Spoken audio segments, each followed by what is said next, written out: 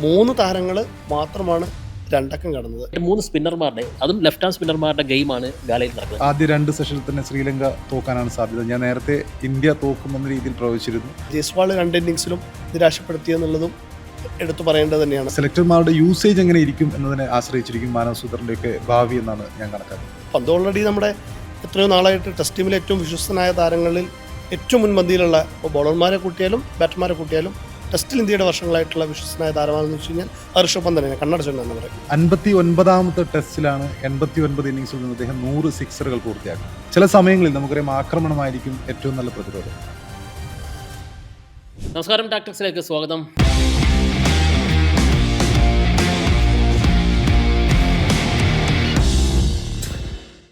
India Sri Lanka ആദ്യ test പുരോഗമിക്കുന്നു. അവസാന ദിനത്തിലേക്ക് നാളെ കളി കടക്കും. എപ്പോൾ ഇന്ത്യയുടെ വിജയം സാധ്യമാകുമെന്നാണ് നമ്മൾ ആകാംക്ഷയോട് കൂടി നോക്കുന്നത്. എനിക്കൊപ്പം ജയേഷ് പൂക്കോട്ടിലുണ്ട്, ഒപ്പം MSKയും ചേരുകയാണ്. ജയേഷ്, 3-ാം ദിനം മുതൽ തിരിഞ്ഞു തുടങ്ങിയ പിച്ച് 4-ാം ദിനം നമ്മൾ വലിയൊരു ടോട്ടലിലേക്ക് വന്നിട്ട് ഇന്നിങ്സ് ഡിക്ലെയർ ചെയ്യുന്നു, അതിനുശേഷം ലങ്കയെ ബാറ്റിങ്ങിന് അയക്കുന്നു എന്നൊക്കെയായിരുന്നു പ്ലാൻ. പക്ഷേ അത് നടന്നില്ല. വലിയ വേഗത്തിൽ ഇന്ത്യക്കും വെല്ലുവിളി നേരിടുന്നൊരു കാഴ്ച കണ്ടു. 2-ാം ഇന്നിങ്സ് ആരംഭിച്ച ലക്ഷ്യം ഇനി 280 റൺസോളം വേണം ശ്രീലങ്കയ്ക്ക് ജയിക്കാൻ. പക്ഷേ 4 വിക്കറ്റ് നഷ്ടമായിരിക്കുന്നു. മത്സരം 4-ാം ദിനത്തിലെ കളി എങ്ങനെയുണ്ടായിരുന്നു? 3-ാം ദിനത്തിൽ നമ്മൾ പറഞ്ഞ പോലെ തന്നെ 4-ാം ദിനം എത്തുമ്പോഴേക്ക് കൂടുതൽ സ്പിന്നർമാർക്ക് അനുകൂലമാകും, പന്ത് മൊത്തത്തിൽ കുത്തിരിയുമെന്നുള്ള രീതിയിലായിരുന്നു നമ്മൾ ഉദ്ദേശിച്ചത്. പക്ഷേ പേസർമാരെ തുണയ്ക്കുന്ന രീതിയിലാണ് നമ്മൾ കണ്ടത്. ഒന്ന്, അവിടെ പെയ്ത മഴയുടെ കണ്ടീഷൻ വലിയ രീതിയിൽ പിച്ചിനെയും സ്വാധീനിച്ചിട്ടുണ്ടെന്നുള്ള കാര്യത്തിൽ തർക്കമില്ല. അത് പേസർമാർക്ക് വലിയ ആനുകൂല്യം കിട്ടി. ഇപ്പോൾ അവരുടെ പേസർ അസിത ഫെർണാണ്ടോ ആണ് 4 വിക്കറ്റ്, ഇന്ത്യയുടെ 4 വിക്കറ്റ് എടുത്ത് ഇന്ത്യൻ സ്കോർ 200-ൽ താഴെ എത്തിച്ചത്. 193 റൺസിലാണ് ഇന്ത്യ ഓൾ ഔട്ട് ആവുന്നത് എന്നുള്ളത് ശ്രദ്ധേയം തന്നെയാണ്. അപ്പോൾ തന്നെ പ്രഭാ ജയസൂര്യ 3 വിക്കറ്റുമായി നല്ലൊരു പിന്തുണ അദ്ദേഹത്തിന് നൽകി. തുടർച്ചയായി ഷോർട്ട് ബോളുകൾ എറിഞ്ഞുകൊണ്ടാണ് പേസർമാർ ഇന്ത്യയെ വരുതിയിലാക്കുന്നത് എന്നുള്ളതാണ്. അവസാന 5 വിക്കറ്റ് 19 റൺസ് മാത്രം ഇന്ത്യക്ക് എടുക്കാൻ കഴിഞ്ഞത് അവസാന 5 വിക്കറ്റിൽ എന്നുള്ള ശ്രദ്ധേയം തന്നെയാണ്. 3 താരങ്ങൾ മാത്രമാണ് രണ്ടക്കം കടന്നത്. 8 താരങ്ങൾ രണ്ടക്കം ഒറ്റ ഡിജിറ്റിന് പുറത്തായി എന്നുള്ള ഒരു ആശങ്ക കൂടി അവിടെയുണ്ട് എന്നുള്ളത് ശ്രദ്ധേയം തന്നെയാണ്. ഒപ്പം തന്നെ ഇന്ത്യയുടെ പ്രകടനത്തിലേക്ക് നോക്കുമ്പോൾ പന്തിൻ്റെ ഒരു പ്രകടനം നമ്മൾ എടുത്തു പറയേണ്ടത് തന്നെയാണ്. അത് ഗംഭീരമായൊരു ഇന്നിങ്സ് തന്നെയാണ് പന്ത് കാഴ്ചവെച്ചത്. മാത്രമല്ല അദ്ദേഹം ഒരു ഏകദിന ശൈലിയിൽ തന്നെയാണ്, റണ്ണബിൾ സിറ്റുവേഷനിൽ തന്നെയാണ് കളിച്ചത്. ഒരു തിരിയുന്നു എന്ന് തോന്നിയപ്പോൾ തന്നെ പിച്ചിൻ്റെ സ്വഭാവം മനസ്സിലാക്കിക്കൊണ്ട് തന്നെ അറ്റാക്ക് ചെയ്ത് കളിക്കാനായിരുന്നു പന്ത് ശ്രമിച്ചത്. ഒപ്പം തന്നെ രാഹുൽ ആദ്യ ഇന്നിങ്സിലെ പോലെ തന്നെ സെക്കൻഡ് ഇന്നിങ്സിലും ഭേദപ്പെട്ട് പ്രകടനം കാഴ്ചവെച്ചു. ഒപ്പം ദേവദത്ത് പടിക്കലും ഈ 3 താരങ്ങൾ തന്നെയാണ്. ഒപ്പം നിരാശപ്പെടുത്തിയ താരങ്ങൾ ജയ്സ്വാൾ 2 ഇന്നിങ്സിലും നിരാശപ്പെടുത്തിയെന്നുള്ളതും എടുത്തു പറയേണ്ടത് തന്നെയാണ്. ഓപ്പണർ സ്ലോട്ടാണ്, ക്രൂഷ്യൽ ആയിട്ട് കളിക്കേണ്ട പ്ലെയറാണ്. പക്ഷേ ഇന്നിങ്സിൻ്റെ 3-ാം പന്തിൽ തന്നെ പടിക്കൽ പുറത്താവുന്ന കാഴ്ചയുണ്ടോ, ജയ്സ്വാൾ പുറത്താവുന്ന കാഴ്ചയുണ്ടോ. അങ്ങനെ അത്തരത്തിൽ ഒരു 193 റൺസ് എന്ന ചെറിയ സ്കോറിലാണ് ഇന്ത്യ പുറത്താവുന്നത്. ഫസ്റ്റ് ഇന്നിങ്സിൽ നേടിയ കൂറ്റൻ ലക്ഷ്യം 280 മുകളിലൊരു ലീഡിൻ്റെ പുറത്ത്, 170 മുകളിലുള്ള ഒരു ലീഡിൻ്റെ പുറത്താണ് ഇന്ത്യ നിലനിൽക്കുന്നതെന്ന് പറഞ്ഞാൽ പോലും തെറ്റില്ല. ഒപ്പം തന്നെ വിക്കറ്റുകൾ തുരിതരായി വീണു. ഇന്ന് ഇന്ത്യയുടെ 10 വിക്കറ്റുകൾ വീണു. ഒപ്പം തന്നെ സെക്കൻഡ് ഇന്നിങ്സിൽ ശ്രീലങ്കയുടെ ഒരു വലിയ കൂറ്റൻ സ്കോർ ലക്ഷ്യമിട്ടെത്തിയ ശ്രീലങ്കയുടെ 4 വിക്കറ്റുകൾ ഇന്ത്യ 50 റൺസിനിടെ പിഴുതു കഴിഞ്ഞു എന്നുള്ളതും ശ്രദ്ധേയം തന്നെയാണ്. അതിൽ തന്നെ മാനവ് സുന്ദർ എടുത്തു പറയേണ്ടത് തന്നെയാണ്. അദ്ദേഹം 2 വിക്കറ്റുമായി നിർണായകമായി. ആദ്യ ഇന്നിങ്സിൽ അദ്ദേഹം 4 വിക്കറ്റ് നേടിയിരുന്നു. 2-ാം ഇന്നിങ്സിലും സ്പെല്ല് ഇന്നിങ്സ് സ്റ്റാർട്ട് ചെയ്യുന്നത് തന്നെ സിറാജും മാനവ് സുന്ദറും കൂടി ചേർന്നാണ്. 11ാമത്തെ ഓവറിലാണ് പ്രസീദ് കൃഷ്ണ വരുന്നത് എന്നുള്ളതാണ്. അപ്പം സിറാജും ഒരു വിക്കറ്റ് എടുത്തു, പ്രസീദും വിക്കറ്റ് എടുത്തു. പേസർമാർക്കും സ്പിന്നർമാർക്കും ഒരുപോലെ ഈ പിച്ചിൽ നിന്ന് ആനുകൂല്യം കിട്ടുന്നുണ്ട് എന്നുള്ളത് തന്നെയാണ്. ഇനി ചോദ്യത്തിലേക്ക് വരുമ്പോൾ എവിടെ ഇന്ത്യക്ക് വിജയിക്കാൻ കഴിയുമെന്നുള്ളത്, 280-ന് മുകളിലൊരു സ്കോർ അവസാന ദിനം ശ്രീലങ്കയ്ക്ക് വേണം. 6 വിക്കറ്റ് മാത്രമാണ് അവർക്ക് കയ്യിലുള്ളത്. ആദ്യ 2 സെഷനുകളിൽ തന്നെ ഇന്ത്യ ശ്രീലങ്കയുടെ വിക്കറ്റുകൾ വീഴ്ത്തിയൊരു 150-ന് മുകളിലുള്ളൊരു വിജയം ഇന്ത്യ ആഘോഷിക്കുന്നതെന്നാണ് ഞാൻ മനസ്സിലാക്കുന്നത്. പക്ഷേ അവിടെ ഒരു വെല്ലുവിളിയുണ്ട് MSK. കാരണം കഴിഞ്ഞ ഇന്നിങ്സിൽ നമ്മൾ കണ്ടതാണ്, ഒരു ഗംഭീരമായിട്ടുള്ളൊരു കൂട്ടുകെട്ട് നമ്മൾ കണ്ടു. ഡിക്വെല്ലയും ഒപ്പം ദിനുഷയും ചേർന്നിട്ടുള്ളൊരു കൂട്ടുകെട്ടാണ് ആദ്യ ഇന്നിങ്സിൽ തകർച്ചയിൽ നിന്നും ശ്രീലങ്കയെ കയറ്റുന്നത്. അത് സമാനമായ സ്ഥിതിയിൽ 2-ാം ഇന്നിങ്സിലും അവരെയായിരിക്കും ഒരുപക്ഷെ ശ്രീലങ്ക ഉറ്റുനോക്കുന്നത്. അങ്ങനെയാണെങ്കിൽ ഇന്ത്യക്ക് ആദ്യ സെഷനിൽ തന്നെ, കളിയുടെ ആദ്യ മണിക്കൂറുകൾ തന്നെ കുറച്ച് വിക്കറ്റുകൾ അനിവാര്യമാണ്. ഒരു പ്രഷർ കൂടുതൽ ക്രിയേറ്റ് ചെയ്തെങ്കിൽ മാത്രമേ ഇന്ത്യക്ക് ജയത്തിലേക്ക് പോകാൻ കഴിയൂ. അല്ലെങ്കിൽ ഒരു പക്ഷേ ആ ഒരു കൂട്ടുകെട്ടിൻ്റെ നിലയുറപ്പിച്ച് കഴിഞ്ഞാൽ അപകടകരവുമാകും. സാധ്യത എപ്രകാരമായിരിക്കും? അല്ല, വലിയൊരു കൂട്ടുകെട്ടിലേക്ക് പോകാനുള്ള സാധ്യത ഇല്ല എന്ന് തന്നെയാണ് എനിക്ക് തോന്നുന്നത്. മേ ബി ഒരു ഫസ്റ്റ് സെഷനിൽ തന്നെ ഒരു തീരുമാനമാവാനുള്ള സാധ്യതയുണ്ട്. അതായത് 2 സെഷൻ അപ്പുറം നാളത്തെ മത്സരം പോകും എന്നുള്ള കാര്യത്തിൽ ഇപ്പോഴും എനിക്ക് സംശയമുണ്ട്. കാരണം ഇവരുടെ കൂട്ടുകെട്ടിന് അപ്പുറം ഇന്ത്യയുടെ അതായത് ഈ ടെസ്റ്റ് മത്സരത്തിലെ 3-ാം ഇന്നിങ്സിൽ തന്നെ ബോളർമാർക്ക് അനുകൂലമായിട്ട് കാര്യങ്ങളുണ്ടായിരുന്നു. അവിടെ ഒരു ഡിഫറൻസ് എന്നുള്ളത് ഋഷഭ് പന്തിൻ്റെ ആ ഒരു ക്വിക്ക് 66 ആണ്. ഋഷഭ് പന്ത് അതിനൊപ്പം തന്നെ ഒരുപാട് റെക്കോർഡുകളൊക്കെ കഴിഞ്ഞു. അതായത് 59ാമത്തെ ടെസ്റ്റിലാണ് 89 ഇന്നിങ്സിൽ നിന്ന് അദ്ദേഹം 100 സിക്സറുകൾ പൂർത്തിയാക്കുന്നത്. അതൊരു വലിയൊരു പിന്നെ അച്ചീവ്മെൻ്റ് ആണ്. കാരണം ഓരോ 42 പന്തുകൾ നേരിടുമ്പോഴും അദ്ദേഹം ഒരു 6 ടെസ്റ്റിൽ നേടുന്നു. 49 പന്തുകൾ, 49. അതെ, ടെസ്റ്റ് ക്രിക്കറ്റാണെന്ന് കൂടി ഓർക്കണം. പിന്നെ ഈ ഒരു ലിസ്റ്റ് എടുത്ത് നോക്കുകയാണെങ്കിൽ ഒന്നാമതുള്ളത് ബെൻ സ്റ്റോക്സ് ആണ്. ബെൻ സ്റ്റോക്സ് 122 ടെസ്റ്റിൽ നിന്നും 138 സിക്സറുകളാണ് നേടിയത്. സെക്കൻഡ് ഉള്ളത് ബ്രണ്ടൻ മക്കുലാണ്. അദ്ദേഹം 101 ടെസ്റ്റ് മത്സരങ്ങളിൽ നിന്നും 107 സിക്സറുകളാണ് നേടിയത്. പിന്നെ ഡാരൻ ഗിൽക്രിസ്റ്റ് ആണ് 96 ടെസ്റ്റിൽ നിന്നും 100 സിക്സറുകൾ നേടി. അപ്പോൾ ഇതിൽ അവരൊക്കെ ഇതുവരെ 100 സിക്സ് ഇല്ല, വീരേന്ദ്ര സെവാഗാണ് മുന്നിലുള്ളത്. ഇവർ 3 പേരുടെ നോക്കുമ്പോൾ അവർ 3 പേര് ഇപ്പോൾ ഒരാൾ 96 ടെസ്റ്റ് മത്സരങ്ങൾ കളിച്ചു. ബെൻ സ്റ്റോക്സ് 122 ടെസ്റ്റ് മത്സരത്തിൽ നിന്നാണ് 138. പക്ഷേ ഇദ്ദേഹത്തെ നോക്കുമ്പോൾ അദ്ദേഹം കളിച്ച ടെസ്റ്റിൻ്റെ ഇരട്ടിയോളം സിക്സറുകൾ തന്നെ നേടിയിട്ടുണ്ട്. അപ്പം ഇത് ഋഷഭ് പന്തിനെ പോലുള്ള ഒരു ക്വിക്ക് ബാറ്റർ അവിടെ ഇല്ല എന്നുള്ളത് നമുക്ക് കൃത്യമായിട്ടും അറിയാവുന്നൊരു സംഭവമാണ്. അപ്പം ചില സമയങ്ങളിൽ നമുക്കറിയാം ആക്രമണമായിരിക്കും ഏറ്റവും നല്ല പ്രതിരോധം. അപ്പോൾ അങ്ങനെ ഒരു ആക്രമണാത്മകമായിട്ടുള്ള ഇന്നിങ്സ് കളിക്കാൻ അതായത് ഇവരുടെ സ്പിൻ പന്ത് ടേൺ ചെയ്യുന്നതിന് മുമ്പേ അതിനൊപ്പം തന്നെ ആക്രമിച്ച് കളിക്കാൻ പറ്റുന്ന ഒരു ബാറ്റ്സ്മാൻ അവർക്കൊപ്പം ഇല്ല എന്നുള്ളത് അവരെ സംബന്ധിച്ചിടത്തോളം ബാക്ക് ഫുട്ടിലേക്ക് പിൻവലിയുന്ന ഒരു കാഴ്ചയായിരിക്കും. അപ്പോൾ തീർച്ചയായിട്ടും ഒരു ആദ്യ 2 സെഷനിൽ തന്നെ ശ്രീലങ്ക തോക്കാനാണ് സാധ്യത. ഞാൻ നേരത്തെ ഇന്ത്യ തോക്കുമെന്ന രീതിയിൽ പ്രവചിച്ചിരുന്നു. പക്ഷേ അതിനെ ഔട്ട്ഷൈൻ ചെയ്യുന്ന രൂപത്തിൽ ഇന്ത്യൻ ബാറ്റർമാർ വെല്ലുവിളിയാവാം.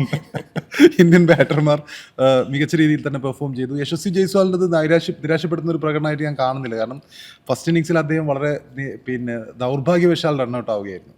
ആ റണ്ണൗട്ട് മാറ്റി വെച്ചാൽ യശസ്വി ജയ്സ്വാൾ 2ാം ഇന്നിങ്സിൽ ഒരുപക്ഷെ പെട്ടെന്ന് പുറത്തായേക്കാം. എങ്കിൽ കൂടിയും ആദ്യ ഇന്നിങ്സിൽ അദ്ദേഹത്തിൻ്റെ ദൗർഭാഗ്യപരമായിട്ടുള്ള ഒരു പുറത്താകലായിരുന്നു. ഇന്ത്യൻ ബാറ്റർമാർ ഒരുവിധം നന്നായിട്ട് തന്നെ എല്ലാവരും ബാറ്റ് ചെയ്തു എന്നാണ് വിശ്വസിക്കുന്നത്. ജയേഷ് നേരത്തെ പേസറുടെ കാര്യം പറഞ്ഞു, അഷ്ന ഫെർണാണ്ടോയുടെ കാര്യം പറഞ്ഞു. സമാനമായിരുന്നു ഇന്ത്യയുടെ തുടക്കം എന്ന് പറയുന്നത്. കൃഷ്ണ അദ്ദേഹത്തിൻ്റെ കരിയറിലെ ഏറ്റവും മികച്ചൊരു സ്പെല്ല് എറിഞ്ഞുവെന്നാണ് ഇന്നത്തെ അദ്ദേഹത്തിൻ്റെ 7 ഓവറുകൾ കണ്ടപ്പോൾ മനസ്സിലാകുന്നത്. കമൻറ്റേറ്റർമാർ പറയുന്നത് അത് തന്നെയാണ്. കാരണം റൺസ് ചുരുക്കം വിട്ടുകൊടുക്കുന്നു, നിർണായ ബ്രേക്ക് ത്രൂ സാഹചര്യം അദ്ദേഹം മുതലെടുക്കുന്നു, കൃത്യമായ ലൈനിൽ ലെങ്തൊക്കെ കാത്തു സൂക്ഷിക്കുന്ന തരത്തിലൊരു വിക്കറ്റ് എടുക്കുന്നു. സിറാജ് തുടക്കത്തിൽ തന്നെ നമുക്കൊരു വിക്കറ്റ് നൽകുകയും ചെയ്തു. പക്ഷേ എന്നെ സംബന്ധിച്ച് പറയുകയാണെങ്കിൽ ഈ മത്സരം ഞാൻ കാത്തിരിക്കുന്നത് ബാറ്റർമാരുടെ പ്രകടനത്തിലല്ല, മറിച്ച് അതിലുപരിയായിട്ട് 3 സ്പിന്നർമാരുടെ, അതും ലെഫ്റ്റ് ഹാൻഡ് സ്പിന്നർമാരുടെ ഗെയിമാണ് ഗാലയിൽ നടക്കുന്നത്. ഗാല എന്ന് പറയുന്നത് പരമ്പരാഗതമായിട്ട് സ്പിന്നർമാരെ തുണയ്ക്കുന്ന ഒരു പിച്ചാണ്. കിങ് ഓഫ് ഗാല എന്നറിയപ്പെടുന്ന താരമാണ് പ്രഭാത് ജയസൂര്യ. അദ്ദേഹം അവിടെ വിക്കറ്റുകൾ അതിവേഗത്തിൽ 100 വിക്കറ്റുകൾ തികച്ച താരമാണ് ലങ്കയുടെ. അപ്പോൾ നോക്കുകയാണെങ്കിൽ ഇന്ത്യയുടെ തനത് ആയിട്ടുള്ള ഒരുപക്ഷെ എൻ്റെ ഓർമ്മയിൽ ആദ്യമായിട്ടായിരിക്കും ഇങ്ങനെ 2 ലെഫ്റ്റ് ഹാൻഡ് ജോഡിയുമായിട്ട് കളിക്കുന്നത്. ആദ്യമായിട്ടൊന്നല്ല, ഉണ്ടായിട്ടുണ്ടാകുമെങ്കിൽ പോലും അങ്ങനെ സമീപകാലത്ത് കാണുന്നത്. അപ്പോൾ മാനവ് സുധർ, രവീന്ദ്ര ജഡേജ, ഒപ്പം പ്രഭാത് ജയസൂര്യ 3 പേരും വിക്കറ്റ് എടുക്കുന്നു. 3 പേരും ലെഫ്റ്റ് ഹാൻഡ് സ്പിന്നിൻ്റെ ഗംഭീരമായിട്ടുള്ള കാഴ്ച നമുക്ക് കാണിച്ചു തരുന്നു. അപ്പം പ്രധാന ചോദ്യം ഇതാണ്, മാനവ് സുധർ ഇതൊരു ഷിഫ്റ്റിംഗ് ആണോ ഇന്ത്യയെ സംബന്ധിച്ച്? രവീന്ദ്ര ജഡേജയിൽ നിന്നൊന്നും ഇന്ത്യയുടെ ലെഫ്റ്റ് ഹാൻഡ് സ്പിന്നിൻ്റെ ആ ഒരു ലെഗസി അദ്ദേഹം ഏറ്റെടുക്കുകയാണോ? അദ്ദേഹമാണോ കണ്ടെത്തൽ ഇന്ത്യയുടെ? സ്പിന്നിൽ തന്നെ നമുക്ക് കാര്യങ്ങൾ നോക്കുമ്പോൾ അശ്വിൻ വിരമിച്ച ശേഷം അശ്വിന് ജഡേജയ്ക്കൊരു പാർട്ണർ ഉണ്ടായിരുന്നില്ല ടെസ്റ്റിൽ കൃത്യമായിട്ട്. അപ്പോൾ അതിലേക്കാണ് മാനവ് സുധർ വരുന്നത്.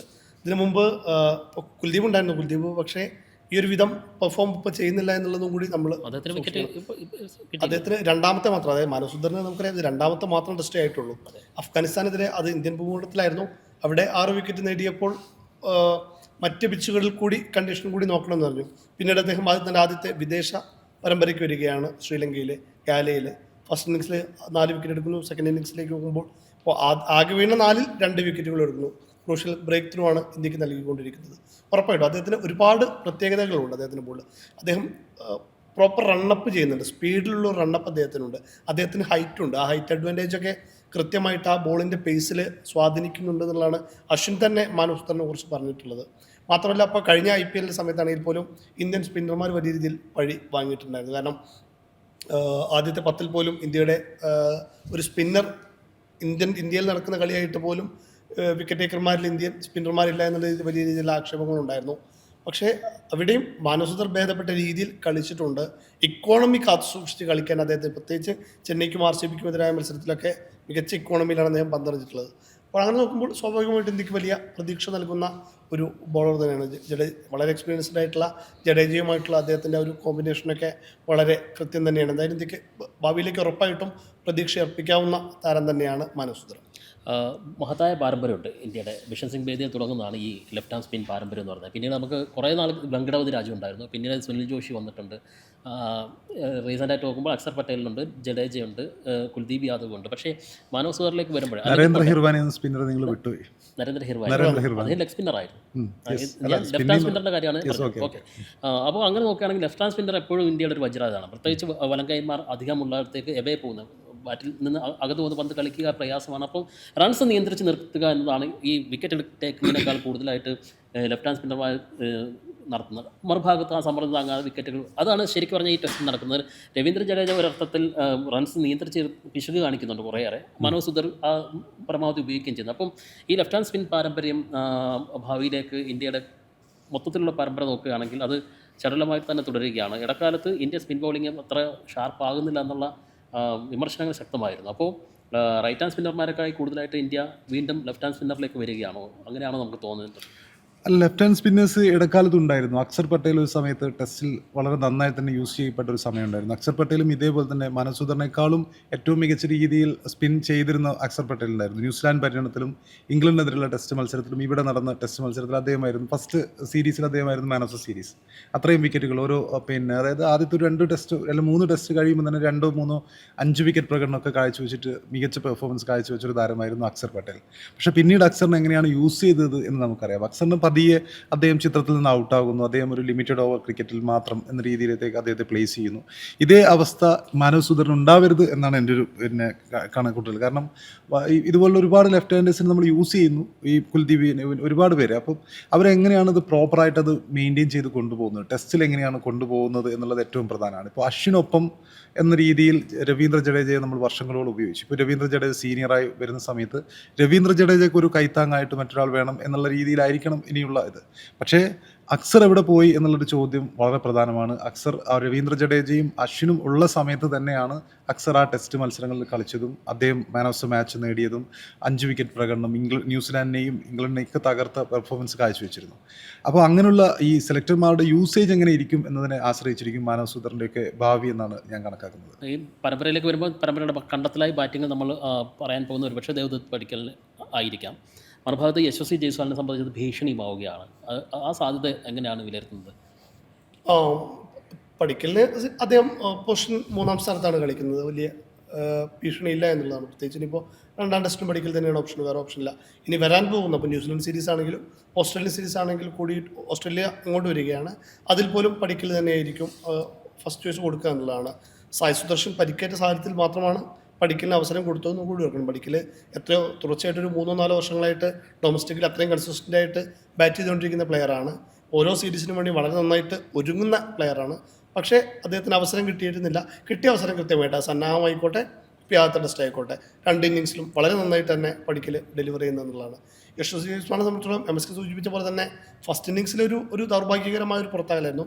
പക്ഷേ സെക്കൻഡ് ഇന്നിങ്സിൽ അദ്ദേഹത്തിന് കുറേ കൂടി നിന്ന് കളിക്കാനൊരു അവസരം ഉണ്ടായിരുന്നു. അത് അദ്ദേഹം നഷ്ടപ്പെടുത്തിയെന്നുള്ളതാണ്. പക്ഷേ ഓപ്പണിംഗ് സ്ലോട്ടിലേക്ക് വേറെ ഭീഷണികളില്ല. ധ്രുജുറൽ അടക്കമുള്ള മിഡിൽ ഓർഡേഴ്സിലേക്ക് നോക്കുമ്പോഴാണ് അവിടെ നമുക്ക് പകരം സർഫ്രാസിനെയാണ് പകരക്കാനായി എടുത്തിട്ടുള്ളത്. അപ്പോൾ സർഫ്രാസിൻ്റെ ഒരു റോള് അദ്ദേഹത്തിന് അവസരം കൊടുക്കുമെങ്കിൽ എവിടെയായിരിക്കും എന്നുള്ളതായിരിക്കും ഇനി ശ്രദ്ധേയമാവാൻ പോകുന്നത്. നാളത്തെ ആദ്യ സെഷൻ തന്നെ ഇന്ത്യയുടെ വിജയം ഉറപ്പാവുന്നതാണ് എൻ്റെ ഒരു പ്രതീക്ഷ. അങ്ങനെ തന്നെയാണ്. കാരണം ആദ്യ 2 സെഷനിൽ തന്നെ അത്, കാരണം അതിന് അത്രയും ഇന്ത്യയുടെ ഇപ്പം വൈവിധ്യമാർന്ന സ്പിൻ ബോളേഴ്സ് ഉണ്ട്. മെയിൻലി പേസ് ബോളേഴ്സ് നന്നായിട്ട് ചെയ്യുന്നു എന്നുള്ളത് ഏറ്റവും പ്രധാനപ്പെട്ട കാര്യമാണ്. സിറാജിന് കിട്ടിയ വിക്കറ്റ്സ് ഒക്കെ ആ പന്ത് സ്വിങ് ചെയ്തതൊക്കെ നമ്മൾ കണ്ടിട്ടുണ്ട്. പിന്നെ ഉള്ളത് ഇന്ത്യൻ പേസർമാർ, പ്രസിദ്ധ അടക്കമുള്ള പേസർമാർ നന്നായിട്ട് പന്തെറിയുന്നു. അത് 2 ടീമിൻ്റെയും ഡിഫറൻസ്, ഇന്ത്യൻ പേസർമാർ കുറച്ചുകൂടി അഗ്രസീവായിട്ട് പന്തെറിയുന്നു എന്നുള്ളതാണ്. നമ്മൾ പലപ്പോഴും സിറാജിനെ കുറിച്ച് പറയാറുള്ളത്, സിറാജും ബുംറയും ഒരുമിച്ച് കളിക്കുന്ന സമയത്ത് ബുംറ സിറാജിനേക്കാൾ ഒരുപാട് മുകളിലാണെന്ന് നമുക്ക് തോന്നും. ബുംറയെ ഓവർ ഷാഡോ ചെയ്ത് സിറാജ് ബുംറയ്ക്ക് അപ്പുറം നമ്മൾ അങ്ങനെ കണക്കാക്കാറില്ല. പക്ഷേ ആ സമയത്ത് തന്നെ ഇപ്പം മുമ്പൊരു സിറാജ് പറയാറുള്ളൊരു കാര്യമുണ്ട്, ഞാൻ ബുംറയെ വിശ്വസിക്കുന്നു എന്ന് പറയാറുണ്ട്. പക്ഷേ ബുംറ ഇല്ലാത്ത സമയത്ത് സിറാജ് പറയുന്നൊരു കാര്യം, ഞാൻ എന്നെ വിശ്വസിക്കുന്നു എന്ന രീതിയിൽ ബുംറ എങ്ങനെയാണോ ആ ഒരു വിടവ് നികത്താത്ത രൂപത്തിൽ അദ്ദേഹം കൃത്യമായിട്ട് പന്തെറിയുന്നുണ്ട്. അപ്പം തീർച്ചയായിട്ടും നാളത്തെ ഒരു 2ാമത്തെ സെഷനിൽ തന്നെ ഇന്ത്യ ജയിക്കാനുള്ള സാധ്യതയാണ് കൂടുതൽ. ഇന്ത്യയുടെ വിജയം നമുക്ക് പ്രതീക്ഷിക്കാം. ഈ ടെസ്റ്റോടുകൂടി ടീമിൽ സ്ഥാനം ഉറപ്പിച്ചത് ആരൊക്കെയാണെന്ന് പ്രതീക്ഷിക്കുക പറയാം. ദേവദത്ത് പടിക്കൽ തീർച്ചയായിട്ടും സ്ഥാനം ഉറപ്പിക്കാവുന്ന ഒരു താരമാണ്. സായി സുദർശനേക്കാൾ എത്രയോ മുമ്പ് കൊടുക്കണം ഉറപ്പായിട്ടും. ഉറപ്പായിട്ടും ഇതാണ്. കാരണം സായി സുദർശനേക്കാൾ എത്രയോ മുമ്പ് തന്നെ 2019-20 ആ സീസണിലാണ് IPL-ലൂടെ ഈ പിന്നെ ദേവദത്ത് പടിക്കലൊക്കെ വരുന്നത്, 2021 സമയത്ത്. അപ്പോൾ അതിനുശേഷമുള്ള 5 വർഷമായി, അതായത് കോവിഡിൻ്റെ സമയത്താണ് അദ്ദേഹം വരുന്നത്. അത് കഴിഞ്ഞ് ഇപ്പോൾ 5 വർഷമായി. അപ്പം ഈ സമയത്തേക്ക് വരുന്ന സമയത്ത് അവസരങ്ങൾ കിട്ടാതെ സായി സുദർശൻ പെട്ടെന്നൊരു ദിവസം IPL-ൽ മികച്ച രീതിയിൽ പെർഫോം ചെയ്തു എന്ന രൂപത്തിൽ ഗുജറാത്ത് ലോബിയുടെ ഒക്കെ ഒരു ഭാഗമായിട്ട് ടീമിലെത്തി എന്നുള്ളതാണ് ഞാൻ വിശ്വസിക്കുന്നത്. അപ്പം ദേവദത്ത് പടിക്കൽ തീർച്ചയായിട്ടും സ്ഥാനം ഉറപ്പിക്കാൻ പറ്റുന്ന, അല്ലെങ്കിൽ തീർച്ചയായും അവസരം കിട്ടേണ്ട ഒരാളാണ്. പിന്നുള്ളത് പിന്നെ ഇന്ത്യ ഈ മാനവ് സൂദറിനെ എങ്ങനെ യൂസ് ചെയ്യുന്നു എന്നുള്ളത് പ്രധാനപ്പെട്ട ഒരു കാര്യമാണ്. അദ്ദേഹത്തിന് അവസരങ്ങൾ കൃത്യമായിട്ട് കൊടുക്കുമോ? നമ്മൾ പലപ്പോഴും ഈ സ്പിന്നേഴ്സിൻ്റെ കാര്യത്തിൽ പിന്നെ നമ്മൾ 90s എടുക്കുകയാണെങ്കിൽ അനിൽ കുംബ്ലക്ക് ഒരു ലോങ് റൺ കിട്ടിയിട്ടുണ്ട്. ഏതാണ്ട് 20 വർഷത്തോളം അനിൽ കുംബ്ല കളിച്ചിട്ടുണ്ട്. ഹർഭജൻ സിംഗിന് ഏതാണ്ട് ഒരു 17 വർഷം ഇർവാനിയും അനന്തപത്മനാഭനും മങ്ങിപ്പോയത് അതുകൊണ്ടാണ്. അതെ, ഒരുപാട് പേരും രാജേഷ് ചൗഹാനെ പോലുള്ള, അല്ലെങ്കിൽ വെങ്കടപതി രാജു പോലും കുംബ്ലയുടെ മുമ്പിൽ മങ്ങിപ്പോയൊരു ട്രയോ ആയിരുന്നു. പക്ഷെ വളരെ പിന്നീട് അങ്ങനെ കുംബ്ലയുടെ ഒരു ഇന്ത്യൻ പിച്ചുകളിൽ ഒരു സ്പിന്നർ അല്ലെങ്കിൽ ആ രീതിയിൽ നോക്കുമ്പോൾ കുംബ്ലക്കൊപ്പം അങ്ങനെ വെങ്കടപതി രാജു കുറച്ച് കഴിഞ്ഞപ്പോൾ അദ്ദേഹം പിൻവാങ്ങിയല്ലോ. അപ്പം രാജേഷ് ചൗഹാൻ ഇടക്കാലത്തുണ്ടായിരുന്നു. അപ്പം ഈ ലോങ് റൺ പക്ഷേ കുംബ്ലക്ക് മാത്രമാണ് കിട്ടിയത്. 20 വർഷത്തോളം നീണ്ട കരിയർ അദ്ദേഹത്തിന് ലഭിക്കുന്നു. ഹർഭജൻ സിംഗ് ഏതാണ്ട് 99-ൽ വന്ന ഹർഭജൻ സിംഗിനും ഏതാണ്ട് ഒരു 15 വർഷത്തെ കരിയർ ലഭിക്കുന്നു. അശ്വിൻ ഏതാണ്ട് ഒരു 15 വർഷത്തോളം കരിയർ ലഭിക്കുന്നു. പിന്നെ രവീന്ദ്ര ജഡേജയാണ്. ഈ 4 സ്പിന്നേഴ്സിനാണ് നമ്മൾക്ക് കൃത്യമായിട്ടൊരു കരിയർ, അതായത് ഒരു 100-ലധികം വിക്കറ്റ് എടുത്ത സ്പിന്നർ എന്ന രീതിയിൽ നമുക്ക് നമ്മുടെ മുമ്പിലുള്ളത് 90-കൾക്ക് ശേഷമുള്ള മുന്നിലുള്ള താരങ്ങൾ.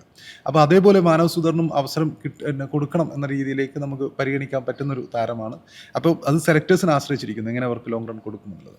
മറ്റൊരാൾ ഋഷഭ് പന്താണെന്നാണ് എനിക്ക് തോന്നുന്നത്, അല്ലേ? പന്ത് ഓൾറെഡി നമ്മുടെ എത്രയോ നാളായിട്ട് ടെസ്റ്റ് ടീമിലെ ഏറ്റവും വിശ്വസ്തനായ താരങ്ങളിൽ ഏറ്റവും മുൻപന്തിയിലുള്ള ബോളർമാരെ കൂട്ടിയാലും ബാറ്റർമാരെ കൂട്ടിയാലും ടെസ്റ്റിൽ ഇന്ത്യയുടെ വർഷങ്ങളായിട്ടുള്ള വിശ്വസ്തനായ താരമാണെന്ന് വെച്ച് കഴിഞ്ഞാൽ ഋഷഭ് പന്ത് തന്നെയാണ്. കണ്ണടച്ചു. ഈ 28 വയസ്സേ ആയിട്ടുള്ളൂ പന്തിന്. 28 വയസ്സിനുള്ളിൽ അദ്ദേഹം 100 സിക്സറുകൾ നേടി.